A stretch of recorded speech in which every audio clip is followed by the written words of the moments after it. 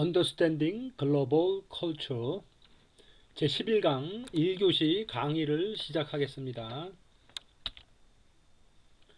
자, 우리가 지난 시간에 페미니즘에 대해서 얘기를 했었죠. 기본적인 컨셉은 그 여성과 남성의 차이는 문화적인 산물이다. 그러니까 이 차이를 좀 극복하자.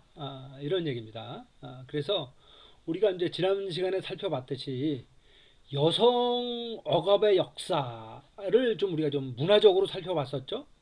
그래서 우리가 어렸을 때부터 배우는 그런 그 이야기들, 아담과 이브, 트로이 전쟁, 판도라 상자, 뭐 이제 이런 얘기들을 보면은 여성을 그 은근히 비하하는 그런 내용으로 가득 차 있다.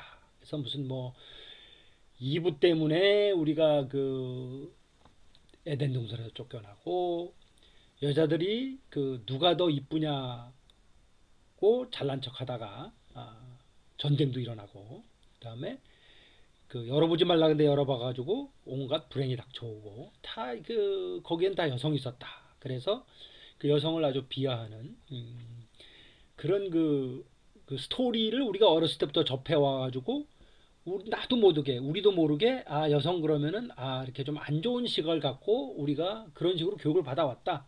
그러니까 그것이 잘못됐다라고 얘기를 하는 거죠. 이 페미니스트들은. 그래서 우리가 지난번에 그 마녀 사장 위치헌트 이런 그런 그 아주 참 기가 막힌 이런 일도 역사적으로 이제 자행된 일이고 여성을 사회적으로 몰아서 뭐 화형시키고 이건 뭐 완전히 그 우리의 우리 그 인간의 역사를 보면은 진짜 그 한편으로는 이제 광기의 역사예요. 광기. 예, 광기. 예, 그래서 이 1800년대 초부터 이게 뭐가 잘못됐다 하는 그런 그 의식을 가진 그런 그 여러 선구자들이 나타나서 페미니즘 운동, 그러니까 다시 말해서 여권 회복 운동이죠. 이런 운동을 이제 시작했는데 그래서 이제 영화들이 나오기 시작했다. 근데 수도 없이 많은 그 페미니즘 영화가 있어요. 근데 두 개만 우리가 본 겁니다. 두 개. 그래서 가부장적 사회의 폭거를 고발하는 그 영화들인데 델마의 루이즈는 이제 그 우리가 얘기했듯이 가부장적 사회로부터 탈출을 시도를 하죠. 거기다 반기를 들었다 탈출을 시도했는데 그 탈출은 이제 자유이기도 하지만 그건 또 죽음이다. 이제 이런 얘기를 했었고 돌로레스 클레이버는 그, 그 가부장적 사회에 그냥 그 칼을 들이대는 거죠. 그렇죠. 이게 좀 적극적인 개념의 그런 그 얘기를 우리가 좀 했었고 오늘은 한국의 페미니즘, 우리나라의 그 여성의 이 얘기를 좀 해볼까 합니다. 그래서 역시 우리나라의 여성도 역시 억압의 긴 세월 속에 살아왔다. 이거를 부인할 사람은 아마 없을 거예요.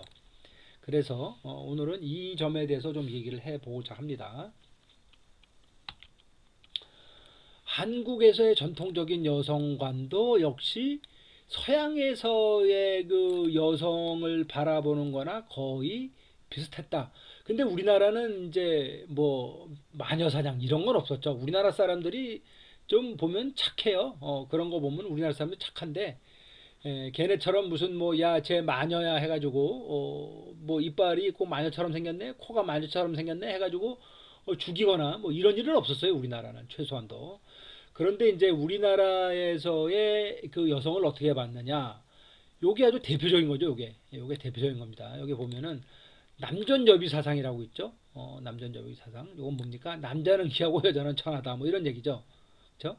칠거지약. 예, 칠거지약은 이제 한자로 이렇게 쓰는데 일곱 개의 악이 있다 이런 얘기예요. 그러니까 이제 아내를 합법적으로 내쫓을 수 있는 이유가 이 칠거지약입니다. 요거에 해당되면은 아내를 그냥 자기 마음대로 그냥 그 내쫓아도 돼요. 그래서 시부모를 잘 섬기지 않는다. 야, 너 시부모를 잘 섬기지 않는 것 같으니까 너 좀 나가줘. 그 다음에 자식을 못 낳는다. 요것도 칠거지약이에요. 그 다음에 부정. 부정은 이제 뭐야 딴 남자랑 뭐 이렇게 하는 거죠. 너 뭐 이거 했어? 너는 뭐 안 돼. 질투 이거 안 돼. 그러니까 질투란 얘기는 이제 그 조선시대만 해도 남자가 이제 그 첩을 둘 수가 있었죠. 그 첩을 두는데 그 첩 두는 거 너 질투하면 안 돼. 예. 그러니까 남자는 첩을 둬도 되는데 너 내가 첩 뒀다가 해서 너 질투하면 안 돼. 그럼 너 쫓겨나.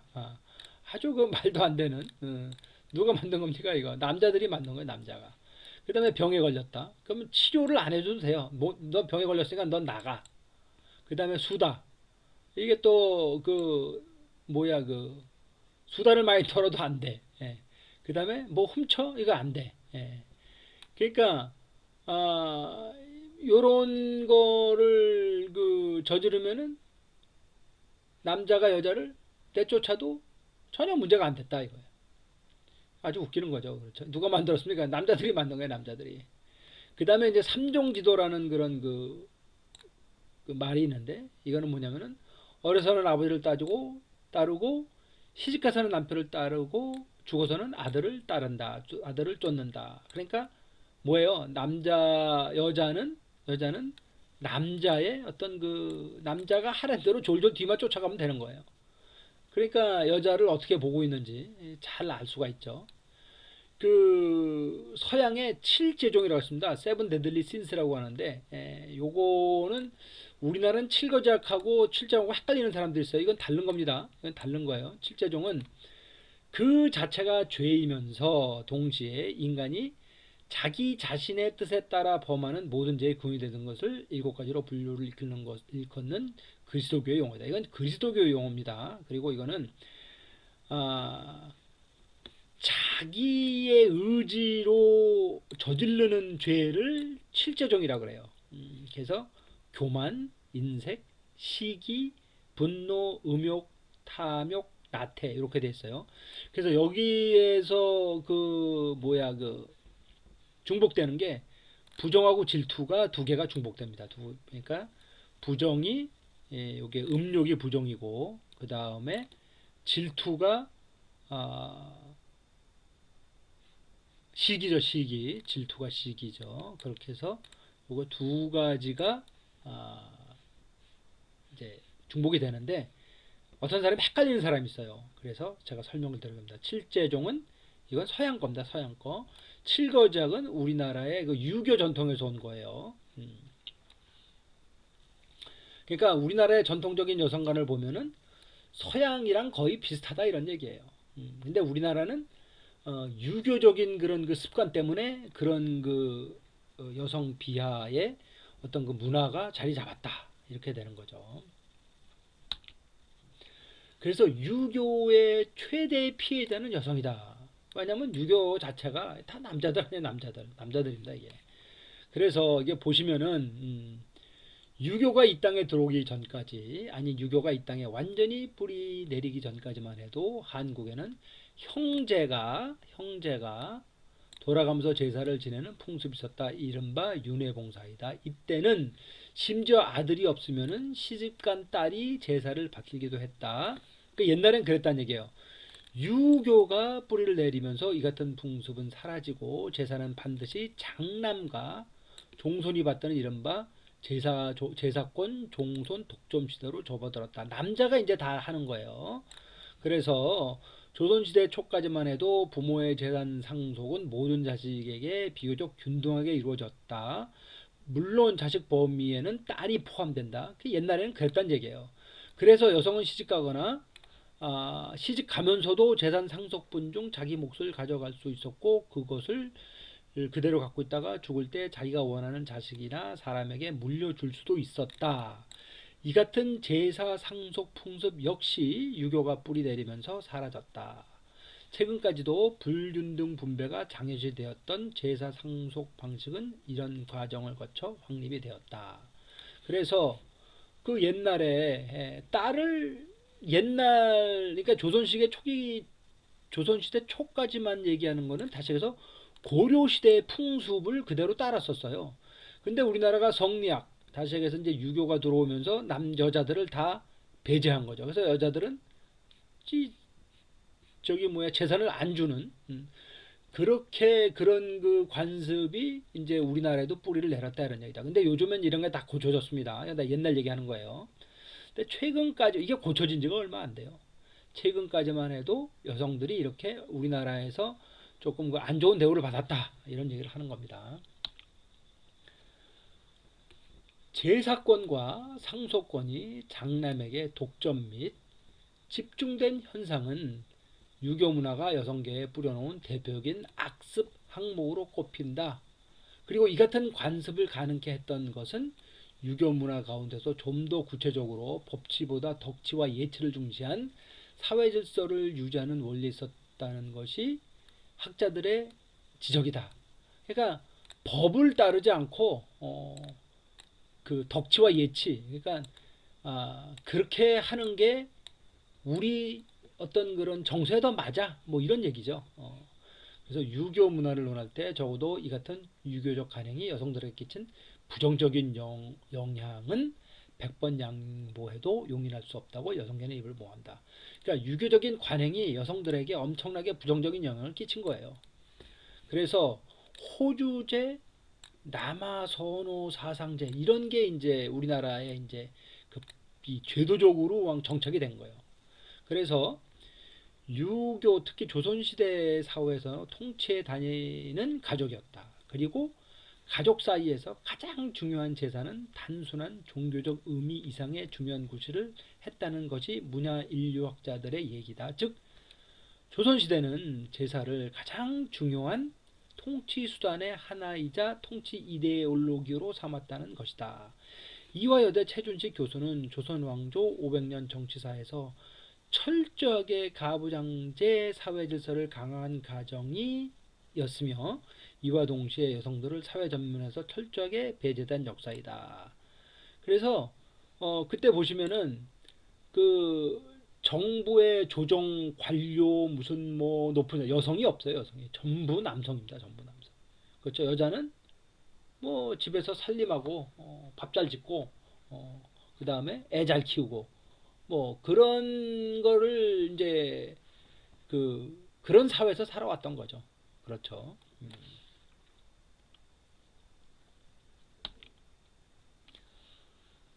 자, 이게 이제 뭐냐면은 신월동 장수공원에는 연려문입니다. 연려문. 여기 연려비도 있어요. 이게 연려문. 연려문. 연려문이 뭔지 아세요, 여러분들? 연려문. 연려문. 아주 상당히 웃기는 아주 웃기는 겁니다. 이게 진짜 웃기는. 연려문. 네.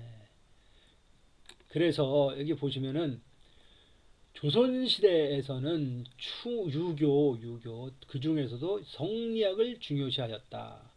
성리학에서 강조하는 것이 단 세 개 있었는데 그 중에서 이게 잘하면 충신이 되는 거예요. 그래서 이제 한 임금만 섬기라는 거죠. 임금을 섬기고 그 다음에 효는 뭡니까? 효는 아버지한테 효도하라는 거죠. 그렇죠? 아버지한테 효도하라는 거. 열은 뭡니까? 남편을 잘 따르라는 거예요. 그러니까 남편한테 충성하라는 겁니다. 한마디로 얘기하면. 그래서 이게 뭐냐면은 남편이 죽었다. 그러면 제가 하지 말라는 얘기예요. 수절 평생 혼자 살아라는 겁니다. 그냥 간단하게 하면 그런 얘기예요. 그거를 열려라 그래. 열려. 그래서 열을 지킨 여인을 열려라고 합니다. 그래서 요거 열을 지킨 여인을 열려라고 하며 돈 많은 그런 돈 많은 집안은 열려를 가문의 영광으로 여기며 마을에 열려문을 만들어 열려를 기렸다. 그러니까 다시 얘기해서 시집을 갔어. 근데 이제 옛날에 시집을 어릴 때 갔잖아요. 16살 때 시집을 갔어. 가자마자 남편이 죽었어. 그러면 16살부터 죽을 때까지 시어머니, 시동생, 시댁 식구를 다시 얘기하면은 간단하게 하면 이제 하우스키퍼예요. 이게 간단하게 하면 이게 거기 종로로 타는 겁니다. 죽을 때까지. 예. 죽을 때까지 밥 짓고 빨래하고 청소하고 이렇게 하려는 거예요. 그러고 나서 얘는 착하네. 그래서 열려문. 얘 괜찮아. 열려문. 그래서 이 열려문을 세워주는 거예요. 그러면 열려문이 있는 마을은 저기는 열려문이 사는 데래. 그래서 사람들이 칭송을 하고 그러는 곳이라는 겁니다. 이게 열려를 가문의 영광으로 여기며 마을에 열려를 만들어 열려를 기렸다. 이런 얘기예요. 아주 웃기는 얘기다. 대다수는 성리학적 예법을 직접적으로 학습하고 따랐던 사대부 여성을 기준으로 자주 세워졌다. 일단 평민들은 연료가 되기엔 관련 사상이 미약했을 뿐더러 서로 빈 부분을 채우고 살아가는 조선시대에서 지조 하나 지키자고 이 지조를 얘기하는 거예요. 연료는 지조를 지켰다 이런 얘기예요. 한 남자한테 그 자기 지조를 지켰다 이런 얘기를 하는 겁니다. 지조 하나 지키자고 생계적인 면을 포기할 수 없기에 쉽게 연료가 되지 않았다. 그러니까 이제 평민들은 안 그랬는데 사대부들, 다시 얘기해서 양반집 그 여자들한테 이게 강요됐다 이거죠. 자, 그래서 이는 좋은 취지 같지만 여러 가지 폐단을 낳기도 했는데 연료문이 세워주면 세금이 면제되고 혜택이 늘어난다는 점을 악용하여 뭐 이런 그 제도를 이제 그 줬나 봐요. 멀쩡한 사람을 죽여놓고 연료로 둔갑시켜 비색을 세운 일들이 벌어졌기 때문이다. 자, 문제는 이가 개인이 아닌 마을 단위로 일어났던 것. 당연히 이 같은 일이 들통났을 경우 그 지역의 연료비는 취소되고 오히려 지역구의 단위가 강등하는 등 처벌이 이루어졌다. 그러니까 이게 아주 그 웃기는 그런 그 어, 뭐 제도 중에 하나죠. 그렇죠. 그래서 이것이 얼마나 여성을 제도적으로 억압했나 하는 것을 우리가 쉽게 알 수 있습니다. 그러니까 우리나라의 역사도 서양 못지않게 여성 억압 역사였다. 그런데 이 아라비아나 이런 데 보면은 아직도 그래요. 그렇죠? 아직도 그래요. 그러니까 우리나라는 지금 거기에 보면은 엄청 많이 좋아졌다 하는 걸 알 수가 있겠죠.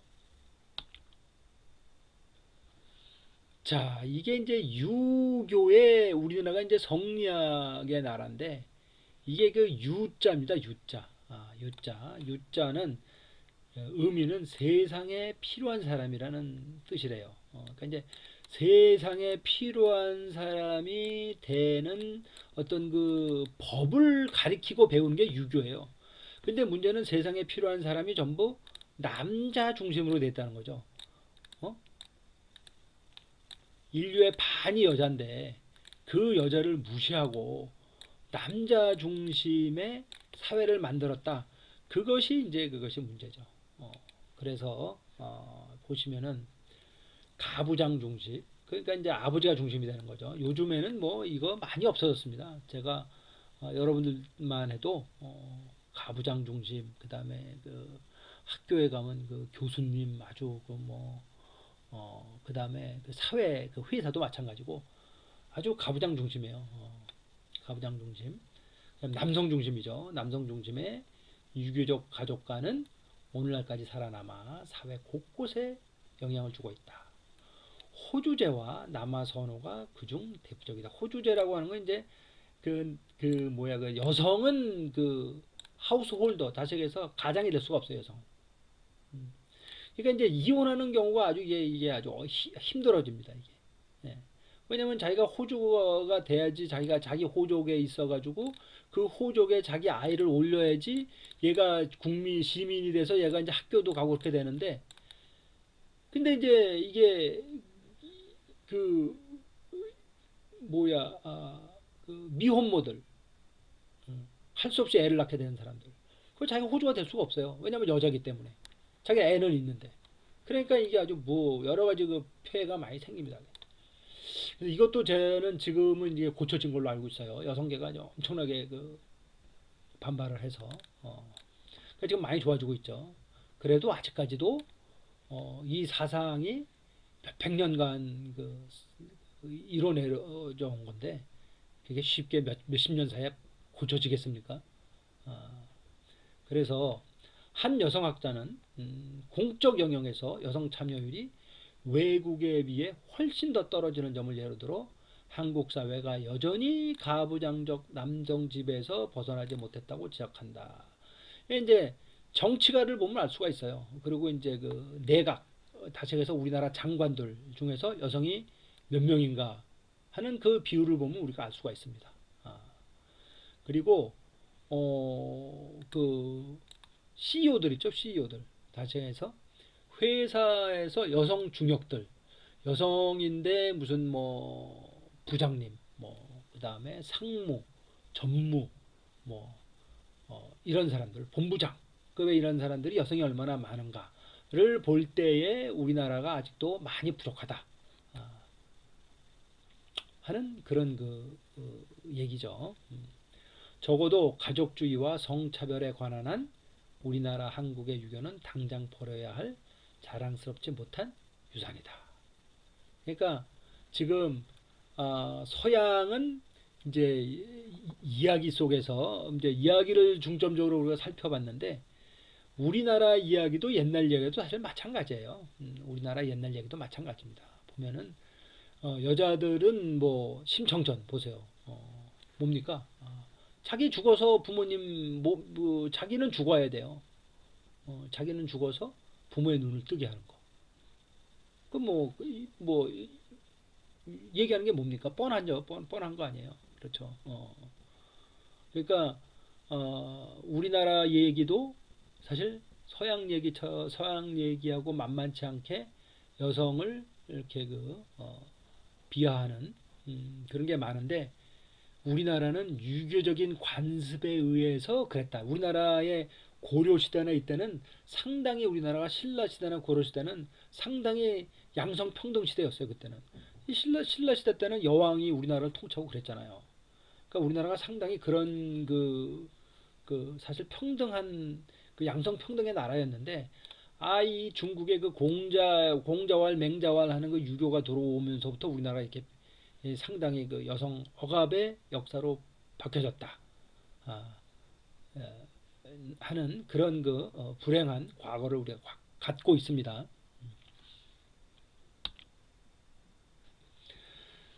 자, 그 다음에 이제 이게 이제 요즘 우리나라에 이제 화두가 됐죠. 페미니즘. 그래서 이제 페미니즘을 주장하는 여성들을 이제 남성들이 혐오해서 이게 서로 이제 갈등이 지금 생기고 있어요. 아주 불행한 일들이 생기고 있는 겁니다. 지금 우리가 이런 그 맥락을 서로 학문을 통해서 이해를 하고 우리나라 역사나 세계의 역사를 통해서 이해해서 여성이 놓인 위치를 남성이 좀 이해해 줄 필요가 있어요, 사실.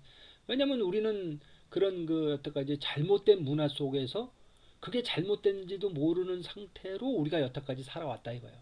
그런데 이제 그런 의식을 우리가 지금부터 이게 우리가 생각하는 게 뭔가 잘못돼 있을 수가 있었구나 하는 그런 자각이 필요한 거죠.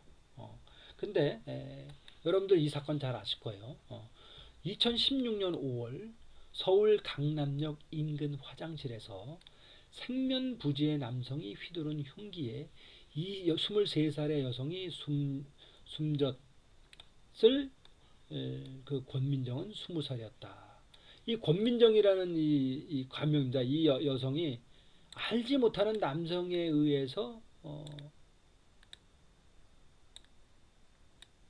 그 살해를 당한 거예요. 대낮에 화장실에서. 자, 대학 2년차 취업 걱정은 있지만 한창 웃음이 많던 시절이다. 그렇잖아요. 여러분들 나이 또래인데 이 강남역 살인 사건은 권민정의 마음을 흔들었다. 그러니까 다시 얘기해서 이게 뭔가 조금 얘기가 좀 잘못됐는데 그 23살 여성이 살해를 당했고 이 살해로 인해서 많은 그런 여학생들이 분노를 표출한 거죠. 이제 분노를 표출한 거죠. 그래서 이게 보세요. 여자들은 김치녀 된장녀 소리를 듣는 동안 누구도 크게 목소리를 낼 수 없었잖아요. 남자 90% 이상이 여성 혐오 사회에서 편하게 살았고, 그러니까 여성 혐오 사회인지도 모르는 상태에서 그냥 사는 거예요. 왜냐면 그런 사회에서 태어났으니까. 그래서 그 사건을 계기로 여성 문제에 관심을 가지면서 탈조선을 꿈게 되었다. 그러니까 이제 여기에 이제 뭐가 이제 빠진 거죠. 그 23살 여성이 이제 살해를 됐고 그래서 그때 이 학생은 20살이었는데 이 사건을 보면서 여성 문제에 관심을 갖게 됐다. 그래서 권민정은 페미니스트가 됐다. 그래서 지금 이제 보면은 요거를 여러분들 잘 보세요. 보면은 결혼할 생각이 있다 해서 여성이 다 적다 이거예요. 그렇다는 얘기는 여성은 남성의 종속되기 싫다 하는 의식을 갖고 있는 거예요. 자녀를 낳을 계획이 있다도 남성이 많고 여성이 적다 이거예요. 그렇다면 여성은 그 자녀에 종속되지 않겠다. 이런 얘기를 지금 하고 있는 거죠. 지금. 그러니까 이게 지금 다 남녀, 그러니까 다시 해서 우리나라의 어떤 그런 그 가부장적인 그러한 그 사회 구조가 여성들로 하여금 이런 생각을 갖게 만들었다. 이런 생각을 할 수가 있는 거죠. 그래서 이게 보시면은 평등하다고 느낀다? 여성들은 평등 안 하다고 느낀다는 거예요. 그 다음에 분노에 공감한다? 남성들은 공감을 별로 못하는 거예요. 여성들은 공감을 하는데. 그 다음에 남성들의 분노에 공감한다? 그러면 이제 이거는 남성들은 이제 자기네들은 공감하고 여성들은 공감 안 한다는 얘기죠. 야, 남녀 소득이 비슷한 사회가 공정하다? 그렇죠? 남녀 소득이 비슷해야 되는데 여성들은 비슷해야 된다고 생각하는데 남성들은 비슷해야 되지 않는다고 생각하는 거죠. 그러니까 우리나라의 그 어떤 그런 그 보면은 자, 이 얘기는 다음 시간에 82년생 김지영 요 얘기를 가지고 계속해서 하고자 합니다. 자, 이번 시간 여기까지만 하고 다음 시간에 계속 하겠습니다.